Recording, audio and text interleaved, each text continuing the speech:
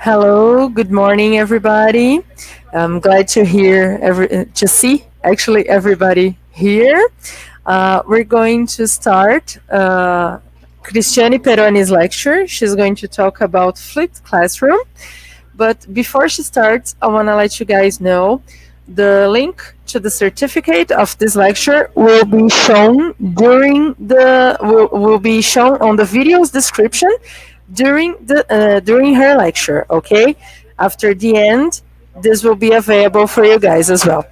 Thanks a lot, and please welcome Cristiane.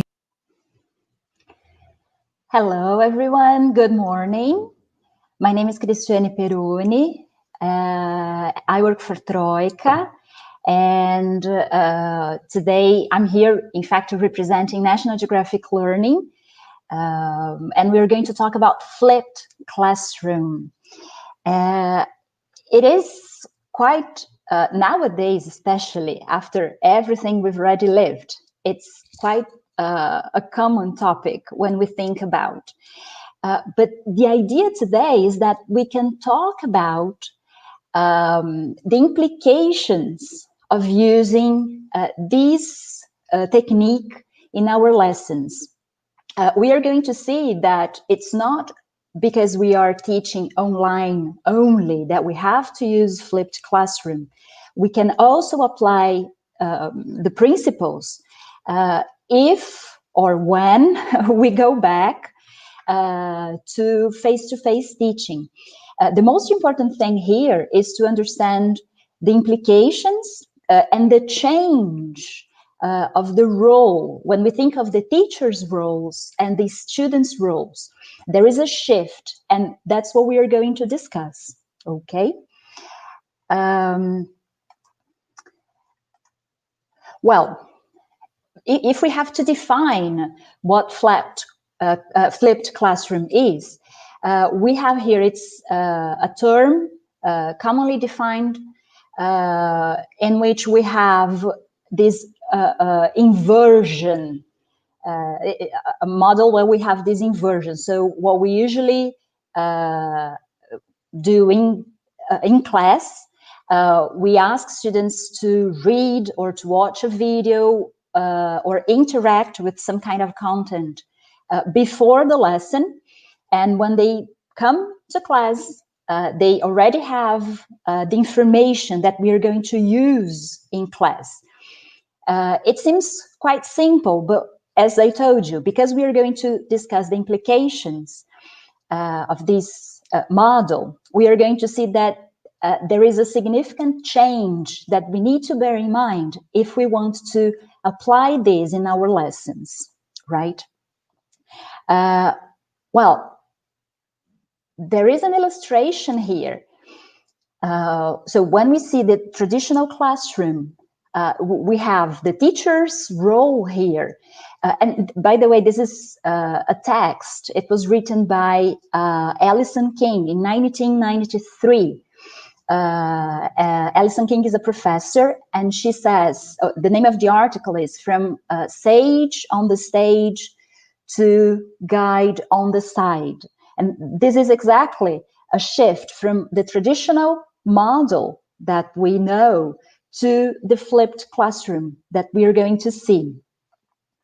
So when we think of the teacher's role here in the traditional classroom, what we have that teacher who's the provider, right? The central figure in class. So that's the teacher usually lecturing in front of the classroom. The teacher has all the knowledge, and there is this idea of transmitting knowledge. So the teacher knows everything and students know nothing. So there is this thing of transmitting knowledge, right?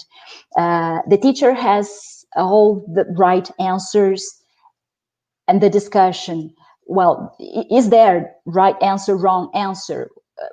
It doesn't exist because the teacher has the right answers. And the teacher does most of the talking, right? What about the student? The student's role in this model here, in the traditional model?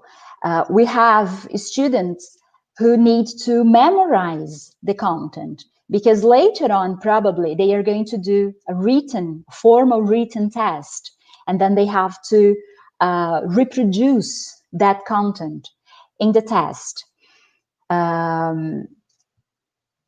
It is the traditional model. We know that a lot has changed, but we still have miles to go to change to this other model here that we are saying is the flipped classroom, right?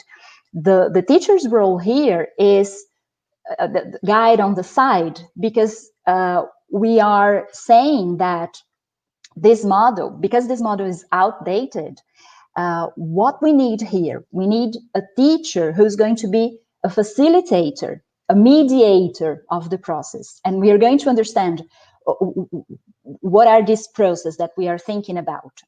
And the role of the student is also different, because this is the student who needs to think for themselves. That's the student who needs to pose problems and solve these problems and produce knowledge, rather than simply reproducing knowledge as in the traditional model, reproducing the way that, okay, it's time for a test, a written test, so we are going to write everything that the teacher talked about. In this other model here, the student has to interact with the content and produce knowledge, right? So as we're going to see, it's not simply an inversion of activities that we used to do in the classroom and now we assign as homework, but there is an inversion here. There is a change in terms of teachers and students' roles. Okay. Obviously, this model, this flipped classroom model here, is a more constructivist one. And because we need, well, prior to class, we need to select, teachers need to select meaningful content, interactive content, because we are going to see one part of this process, which is very important, is that students should be able to interact with the content. And then in class, we need time for collaborative activities, clarification of concepts, contextualization, application, analysis, planning, problem solving. And I'll give you later on some ideas on how we can do this, a list of like practical ideas on how we can do this in class. Part of teachers' work here is to select good, meaningful, interactive content to ask students to watch or to read before the lesson, right? That's a great part of teachers' work. And then in class, you are going to see that we already do many of the activities that will help students acquire that specific content. And if we have good materials, you're going to see that this is even easier to apply in our lessons, right? So this is just another way to say that as homework, we usually assign before class some materials like recorded lectures, curated videos, reading assignments.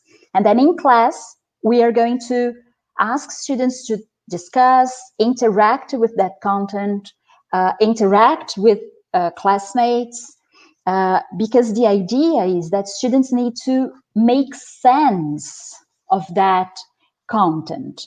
The thing is, when students are able to interact with that material, when they are able to see something new, they are going to make sense of this new information by connecting with what they already know, the existing information they already have, and some prior knowledge or prior experience that these students have, right? And it's this interaction that will help students understand new material, new concepts, something new that we are presenting, right? We need to bear this in mind when we think of how we can help students with this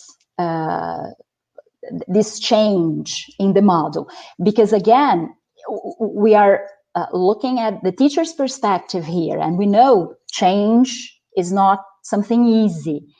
But from the student's perspective, it's also hard, because we know that it's quite, although it's a passive way of looking at the content, we know that many students kind of prefer this model. Okay, so the teacher is there lecturing or telling me what I have to do. Just tell me what I have to do, and then later on, I know I'm going to I'll have to do this on a test, I'll have to write about this. So we also need to change students' way of seeing this. The students' perspective, changing students' perspective is also important, okay? Well, here, something, maybe the first thing that comes to our mind is flipped classroom is a video. So I need to ask students to watch a video snippet. And again, it's more than that. It's not only about videos, right? We are thinking about giving students meaningful material. So again, it can be a video, obviously, but it can also be a reading text, maybe a podcast. They are going to listen to something. The teacher has to curate this material. So it's the teacher's job to look for different materials. And then we need to know our students. We need to know our students' preferences. We need to know their objectives, because it will facilitate the kind of material that I'm going to select and assign as homework, right? And then during the lesson, here, face-to-face time, but we could say in class, not necessarily face-to-face, but I mean, even if it's an online lesson, there is a moment that we are going to interact with our students. We are going to maximize this time to build this knowledge, right? One of the theories is that students that are engaged, actively engaged in one activity, will process information and make sense of this information easily. So we could see this in a continuum. So students will get in touch with the content via video or text or a listening text, will engage in actively processing this information, because it has to make sense, and it only makes sense if we are actively engaged. And then, because it makes sense, we are going to say, okay, so it's meaningful. I can connect with this content. Now I can apply this piece of information into something in my life, in real life situations that we usually say. So it works not only for concepts, I mean, abstract concepts, it works for concrete things as well. We're thinking about helping our students with language development. So it's true for applying this content then back in class, right? Well, I have here a list of advantages Why should we change this way of organizing our lessons? So we have here, it makes it easier for students who may have missed class to keep up, because they can watch the videos at any time. So if we decide to have the videos, that instructional part would be in the video, right? Or the text or the podcast. It's easy to tell your students, look, this is what I assigned as homework. You can watch that. And then later on, we can go back and talk about it. Students are receiving instruction as homework, so they can spend class time working through any gaps or misunderstandings around the content, with the teacher acting as guide on the side, right? The way, that shift that we mentioned in the beginning. Students can move at their own pace. And this is quite an advantage because, again, in the traditional model, if the teacher is there in front of everyone, we know students have different rhythms and they are going to interact. They have their own moments to interact and make sense of something. If they can do this as homework, they can go back, they can watch the video again, they can pause the video, they have other strategies to understand that content, and then use class time, as we said, to build the knowledge that they need. Students can review what they need when they need to. It's also another advantage because if we are in a system that we still have to give students a test, for example, it's easy to go back to that content that was already selected and tell them, so for the activity or the test or whatever that we are going to do in the following class, you can go back and you can watch that content again, you can read that text again. So it's a way of reviewing things and have that content filed somewhere, okay? The teacher is freed up to work one-on-one with students on the content they most need support with.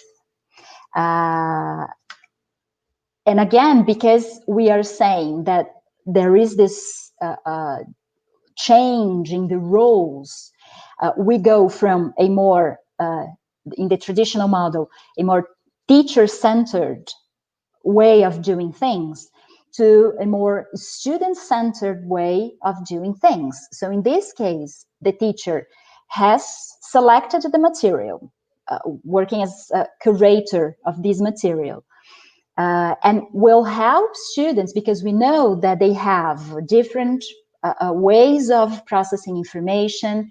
Maybe there is a student who really likes summarizing things, writing bullet points and summarize the ideas, and there are others who will watch the videos again and again. Some will listen to that content many times, and then the teacher can help students on an individual basis, knowing that students process information in different ways. And finally, it helps move a classroom culture towards the student construction of knowledge rather than the teacher having to tell the knowledge to students. That's exactly the shift that we are saying. We go from a very teacher-centered way of doing things to a more student-centered way of presenting content and dealing with this content, right? Obviously, we have the disadvantages. Students may not have access, the access required for the model to really work. And here, well, any disadvantage that we have, we can think of possible ways of correcting this, of changing this, right? But it may be a fact, depending on the context where we are teaching, it can be a problem, right? There is another one here. If everyone starts flipping their classrooms, the students will end up sitting in front of a screen. They are already doing this, right? Not because everybody started flipping their classrooms, because of other reasons. But anyway, for hours every night as they watch the required videos. So again, it can be a disadvantage, but we can think of ways of how we are going to deal with it, and then maybe also change the setting to help students become more successful, right? Well, so when we say that we are flipping the classroom, but we are also changing the way we look at how we do things, there are certain ideas that we need to question. The idea that noise is good, because if I want students to read or watch or listen to something at home, and then when they come to class, they have to interact, I need to be okay with the amount of noise that students are going to produce, right? I know that when we are planning the lesson, we say, it's okay, I know they will be talking. But at the moment that we are there, be the online environment or the physical environment, we know that there is a moment that the teacher gets a bit worried about the amount of noise students are producing, especially if they are teenagers, because, or maybe I would say pre-adolescents here, not to use the terms young learners, but there is a moment that we are not very happy with this amount of noise, but we need to understand that noise is good. One of the activities, one of the techniques that we can use is the think, pair, and share technique. And at the moment I ask my students to share their opinions, obviously they will produce some noise, right? And then there is a question here, who gets my time? And this is also important for us to understand and see that, well, obviously the teacher is going to plan the lesson. The teacher will have to, if you teach groups that are at least more than one student there in your group, but the amount of time that we dedicate both to planning the lesson and be there to listen to students is also something for us to think before. And again, we don't have to change everything at once. We can start adapting practices that we already have, and bit by bit change and apply something new. It's also new for us, for teachers, right?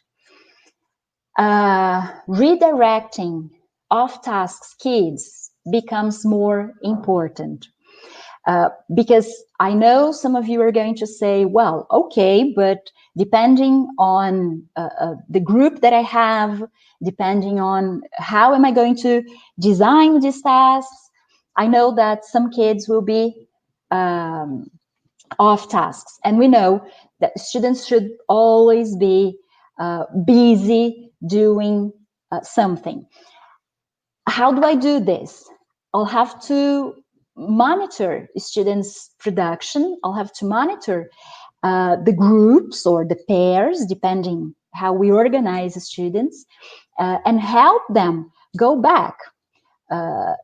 This is something we could talk about, but it's the way we design the tasks that will help students to keep on task, right?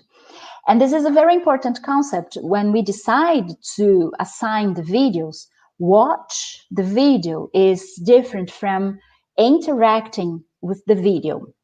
Remember, we need to select materials to do prior to class that will help students engage with this new information that they have. It's only if they can do this that they will be able to make sense of the content later on. Then we have the 4 pillars of the flipped classroom. As we are going to see here, we need a flexible environment. So we know that we have a variety of learning models. And if in a physical environment, we are, well, maybe after a year, when we go back to the physical classroom, it will be a bit awkward.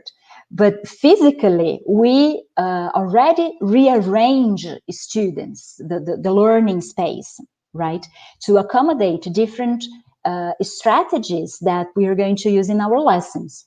It's the same thing when we think of the flipped classroom.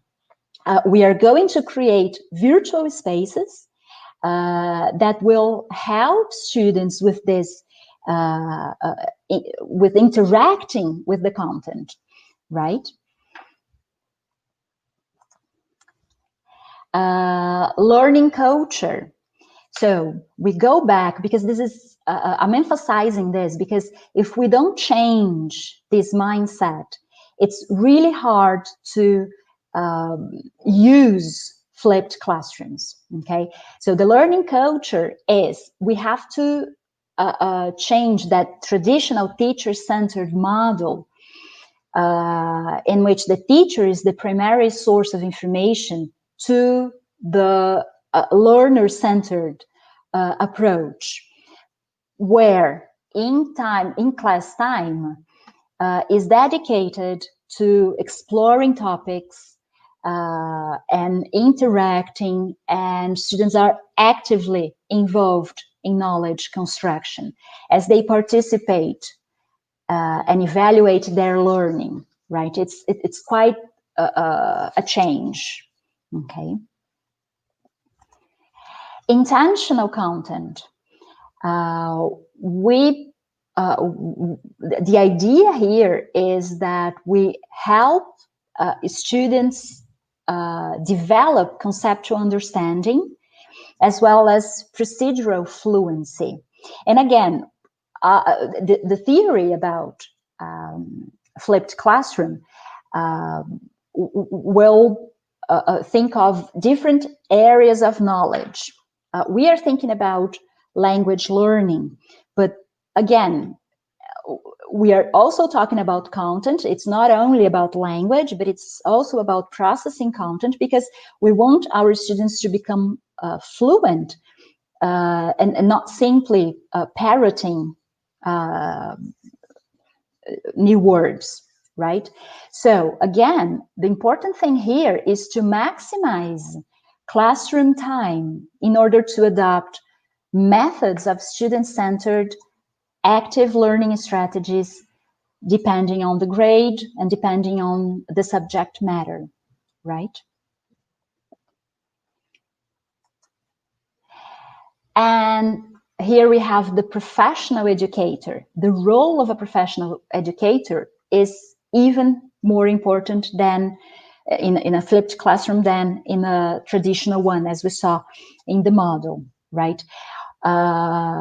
Because teachers here will have to observe the students, provide them with relevant feedback, assess their work. And these are all concepts that we've been discussing, but we need to delve into these concepts and understand the implications of these concepts in our lessons. So when we say that we are going to observe our students, there is an objective. Why am I observing my students? Because I'm going to provide them with feedback. And it's not simply, well done, you did great, or simply correcting, it was not right what you said here, or let's change this. But it's relevant feedback, again, because if it's not relevant, it makes no difference. I believe we've all faced situations like this. We correct students, and like 15 minutes later, they are still making the same mistakes because it was not relevant, because the way I approach it was not relevant to my student, right? And assessing their work. And it's not only about assessment in the traditional way. It's not simply giving a test or an activity, and we say, okay, so you have to do this because I'm going to grade this activity later on. No, it's assessing in a more in a broader term, right? It's thinking about assessment as I have to collect information. That's why I need to observe my students. I need to understand where they are, where each one is in the process. And then with this information, I'll maybe change the way I'm planning my lessons, change the kind of activities that I'm going to do in class to help students in that continuum, right? And help them with this sense of achievement. They need to perceive that they are achieving something, okay? And in this way, teachers or educators have to be more reflective on their practice and connect with students, right?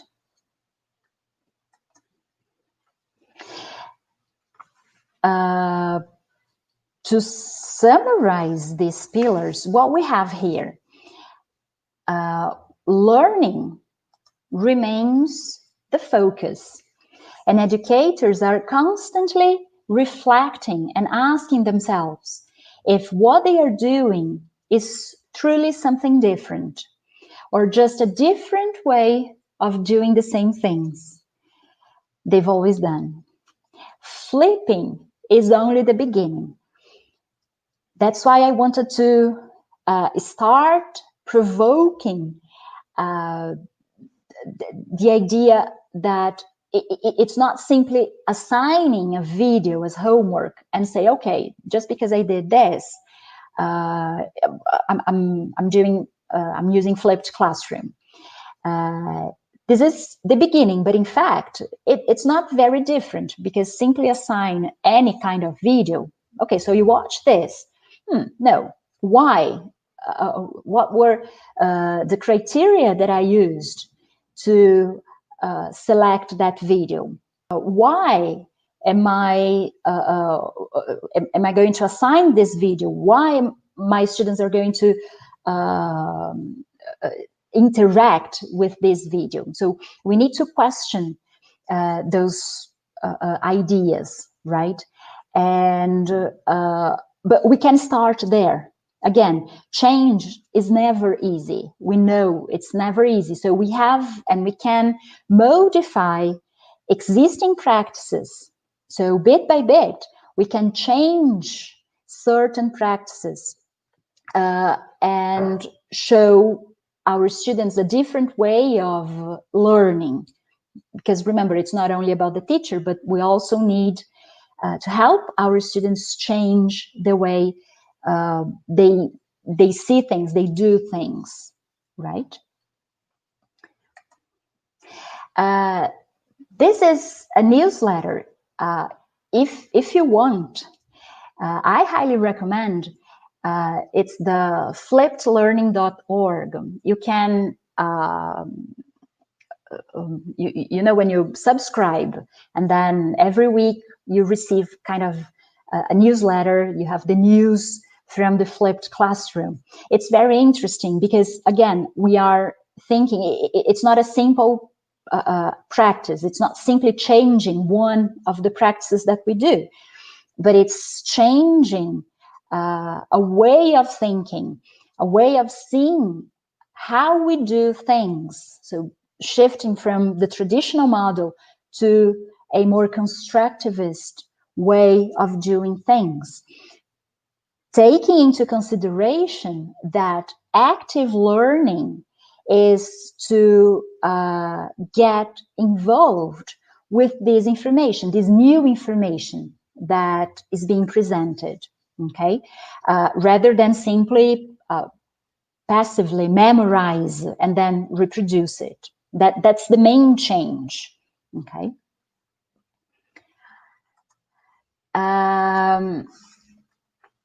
Here, I'm going to share with you some of the ideas, some of the easy way of practicing these things. I told you about the think, pair, and share. We can find this think, pair, and share in some materials, some good materials nowadays. I'll briefly describe that, but it's when, regardless of what we're doing in class, we ask students to individually think for a moment about that topic, about something, and then we pair students up, and we ask them to share their ideas and discuss their thoughts. Again, we don't need any extra resources to do this. So we could do this with different contents, with different, I don't know, grammar or vocabulary or examples, because what's the rationale behind the think, pair, and share? I'm asking students to individually interact with that new content and processing this new information in a way that it's going to make sense with the prior knowledge. When I pair students up, they are going to have the chance to verbally talk about that, and this is a very powerful way of making sense of things. When we can talk about something, we are immediately making sense of that. And sharing, because I'll have this other person saying, well, I don't quite understand. Can you rephrase? Can you go back? And this is a way of interacting, helping our students learn how to interact. At the same time, they are processing new information. Another way of helping students to process information is when we ask them to give examples. Generating examples is a very powerful way, because it's as simple as, like, students can do it individually, but then I can go back and use the think, pair, and share. So students individually think of new examples of something presented. So let's say we are teaching a grammar concept. There is this individual moment because the students need to make sense of that. And then, okay, so let's share. I pair students up and ask them to share these new examples. So generating examples is another powerful tool, very powerful tool. I can ask students to develop new scenarios. So again, I can organize the students in pairs and ask them to develop a specific scenario of how and where a particular concept or principle could be applied. If we think of the structure of our language lessons, this is the moment that we can, the developing scenarios is one type of activity that we could do maybe in a less controlled practice stage of the lesson, right? Or maybe that real life situation that I'm going to ask students to perform. Okay, so they can think of these scenarios starting from the concept that was worked with. I can ask students to build a concept map. A concept map is that kind of web a graphic representation, such as a web. So where we usually do this with vocabulary, right? We start with one word and ask students to think of other words. Then it will depend on the task, but they could think of synonyms, they could think of collocations, they could think of examples. So I can go back and ask students, okay, let's think of this word here, this expression. What are possible examples? What other collocations can you think of with this word? Concept mapping is also a very powerful tool, right? Something else we can do is to ask students to, just like the concept mapping, is to ask students to draw a flow chart. If we are working with something procedural, a flow chart, again, it's a visual way of organizing this new knowledge. And thinking about the theory, some of the theories that we have about processing knowledge is exactly this. So when I draw this flow chart, we have new knowledge or new information interacting with prior knowledge. And if we are doing this in pairs and sharing this flow chart, is another powerful tool to help students make sense of new content, right? Something else that we do, we already do, is predicting. Predicting can also help students relate the prior knowledge, something they already know, to something that later on they are going to find out. And when they compare, they say, okay, so I know this, but there are something else. How can we put this together and make sense of this, right? Something that works also with pre-adolescents and even young learners, and I'm thinking about young learners at the age of 8 or 9 onwards, is constructing tables and graphs.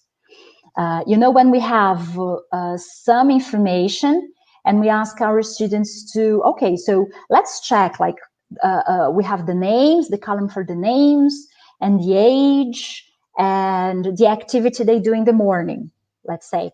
So this visual way of organizing information is another tool to help students make sense of the information, process information, make sense of this information, and then later on apply what they are learning, okay? These are simple ways of doing things, different activities in our lesson, and it doesn't require that much preparation. Obviously, we can have problem solving, we can think of projects. Projects are, a wonderful way of helping our students with this interaction. So not only with classmates or the teacher, but interacting with the material, right? But again, sometimes we only need new ideas, or maybe revisit some of these ideas while we are preparing our lessons, and something easy to ask our students to do and help them build this knowledge, right? What is important here? Pedagogy should always drive technology, never the other way around. So when we think of, go back at the beginning, flipped classrooms is only about new technologies that we need to know, and we're going to see, flipping does not necessarily use the latest technology, right? So it's not about that. Remember, we can do this. We could do with like a text that we have, a reading text that we have. in the course book. We can ask students, instead of reading in class, we can ask them to read the text at home. I'm not focusing on reading or on skills development, because students are going to use the skills and the strategies they have. But anyway, it's a possibility. Read at home, and it's part of the course book. And then when they come to class, I'm going to do all that process of providing students with the environment they need to process information. Teaching is much more than good content delivery. So it's a kind of it's a way of provoking ourselves, right? To change from that traditional model. Teaching, or good teaching, is not simply the teacher there talking about things with all the knowledge, all the right answers. No, teaching is about constructing things together. That's why it's a way of looking at teaching and learning from a more constructivist perspective, right? And flipping will not make our job any easier. It's not because I selected the texts or the videos or any other material and assign as homework that I'm going to say, okay, so now if they are going to watch or read at home, it's during the lesson, it's only talking about things, right? We still have to plan, and we still have to think of different ways to help students connect with the knowledge, that content that we are working, and situations that students will be able to apply that. If we don't respect these steps in the process, knowledge won't be there, right? Students won't learn. So we need to follow these steps, okay? I know that we have some questions. Let me have a look here.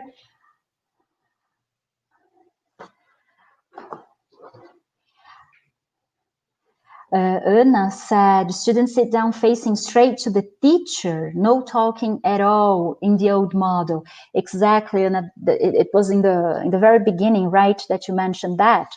That's the old model, that's the traditional model. And then if students are only facing the teacher with no interaction, again, they don't have opportunities to build this knowledge, right? We have another question here, how to change the student's perspective? That's a good one. And parents' perspective. Traditional classes are already part of the culture, definitely.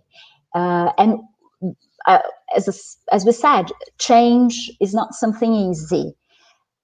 So we usually think of modifying existing practices. And when we talk about adult learners or like adolescent learners at the age of 15, 16, we have to talk and we have to align expectations and we have to show what we are going to do. The same thing with parents, right?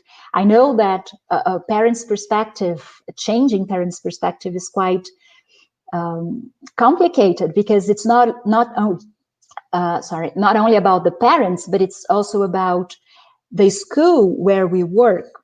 We have different stakeholders in this relationship, right? But I would say we have to show what we are doing. We need to show, maybe, again, not changing completely, but say that we're going to start to do things in a different way. And if it doesn't work, maybe we can go back and then try the same thing later on. I know it can be quite frustrating because we want to change from like overnight. yeah, from one week to another. And it's not possible because of different stakeholders. It is something for us to have in mind and modify existing practices in our daily routine, and bit by bit show that it is possible, and students can benefit a lot more if we think of the constructivist model, right? We have another. Oh no, it's the same question. It was Caroline asking. Sorry. We have Giovanna saying she uses the model, this method on the French teaching classes with short films, like 3 to 5 minutes, especially for grammar. Great. It is really great for students to understand and memorize the content. Probably because students can connect to the content. It makes sense to them. And then later on, you give them opportunities to apply this content, right? Guilherme saying, if we got a time machine and put a surgeon from 50 years ago into an operating room, yeah, he or she wouldn't be able to deal with the changes. And with teachers, not much have changed. Yeah, you're right, Guilherme. We say schools still follow this traditional method, right? This traditional model. It's the transmitting model, as we said before, right? Vera is saying students are ready to change that perspective. I usually push them on thinking and expressing their thoughts and feelings. Right, Vera? So you're doing a great job, because depending on the context, we know that there might be some resistance to that. That's and I'm saying that's how they become more independent and independent and more autonomous. Nowadays, we say that because we still need each other, right? So there is this interdependence, but definitely students can and should become more autonomous. It doesn't mean that they are not going to need teachers or other students, because interaction is of utmost importance, right? But they can definitely become more autonomous. Giovanni is saying teaching is no longer passive, but must be active and dynamic. I can use, Eliane is saying, I can use flipped classroom as a great preparation for speaking classes. Great example, Eliana. Yeah, but reading and writing classes. Again, if you are going to teach, if you're going to help students develop skills, it's not like we are going to assign all listening activities and all reading activities for homework. We have to do some of them in class, because we need to mediate this process, right? Because the focus is not only the content in the reading or the listening passage, but the focus is to help students develop skills, right? The skimming, scanning, reading for details, that's a different focus, right? So maybe something you can do is to see the amount of reading texts that you have and select some to work together in class, and some that you can assign for homework, with this idea of flipping, right? Caroline is saying, but what about young learners? I mean, they need parents' help. Yes, they do. They do. Something we can do, if you're going to choose videos, again, you have to choose like snippets, short video snippets that will relate, that can relate to students and the content. There is an example that I always give. I like this example. That is, with very young learners nowadays, if you start teaching and then you plan your lesson, for example, to teach numbers or colors, and you plan your lesson and you say, okay, so today I'm going to teach like 5 colors. When you go to class, you discover that your students at the age of 3, they already know colors. So we are not going to teach colors. The same thing with numbers, right?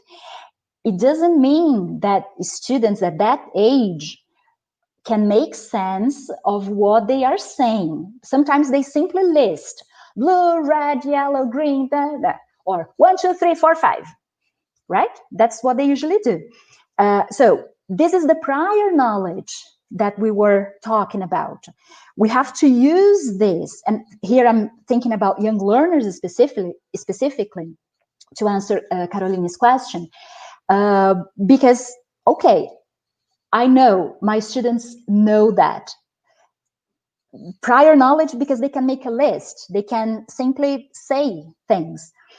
What my job is here is to use this knowledge and show my students different opportunities to use the language, to apply the language, right? So maybe in this example, maybe I could find, a short video snippet in which, I don't know, there is a song or there is maybe characters talking about colors or counting things. And then in class, so they watch that. And in class, I'm going to show them how to apply that language. So I'm not going to say this, obviously, but we know that we use colors to describe things, right? Colors are adjectives. So, okay, today we are going to describe classroom objects. So we are going to use the red pencil.